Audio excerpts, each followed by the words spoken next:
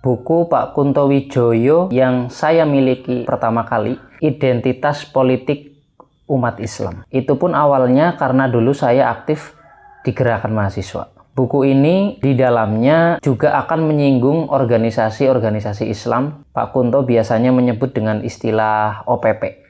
Pertama membaca buku ini, saya begitu terkesan, lepas dari ini tulisan lama dan barangkali ada yang sudah berbeda kondisi realitasnya. Karena biasanya saya berpikir begitu idealis, mendaras konsep-konsep yang begitu ideal, tiba-tiba saja ditunjukkan sebuah fakta, sebuah realitas sebagaimana ditulis dalam buku ini.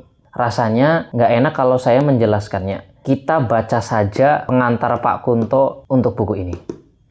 Saya bacakan beberapa paragraf. Bismillah, alhamdulillah. Syahdan, semua tulisan mengenai politik siasah yang klasik banyak menekankan syariah atau akhlak. Tulisan yang klasik seperti Al-Farabi, Al-Mawardi, dan Ibnu Taimiyah menekankan syariah dan akhlak pribadi karena mempunyai asumsi negara kerajaan. Tulisan modern seperti Cokro Aminoto dengan konsep sosialisme Islam yang ditulis pada 1924 masih dibayang-bayangi negara kolonial. Meskipun sudah ada gambaran mengenai negara nasional, tapi pendekatannya pada politik bersifat pribadi. Tulisan modern dari Abdul A'la Al-Maududi dan Mustafa Husni As-Sibai mempunyai asumsi negara republik dengan pemahaman tentang sistem. Demikian pula semboyan Partai Islam Masyumi, Baldatun Warabbun Ghafur, jelas tergambar mengenai sistem itu. Juga Anwar Ibrahim dari Malaysia yang berbicara tentang masyarakat madani, di belakangnya ada pemerintahan yang demokratis dan administrasi yang efisien, sehingga ada gambaran tentang suatu sistem. Buku ini meninggalkan pendekatan akhlak yang personal menuju pendekatan sistem yang impersonal. Ada kemungkinan pendekatan moral itu justru akan sangat populer, karena isu tentang pemerintahan yang bersih sekarang ini lagi hangat. Aha Nasution menyatakan kembali perlunya moral dalam urusan politik. Isu tentang pemerintahan yang bersih dan demokratisasi selalu menarik, tidak saja pada saat pemilu.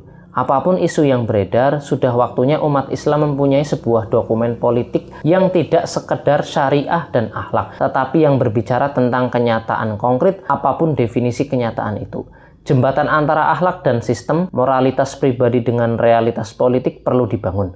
Untuk itulah buku ini ditulis. Berikut daftar isinya.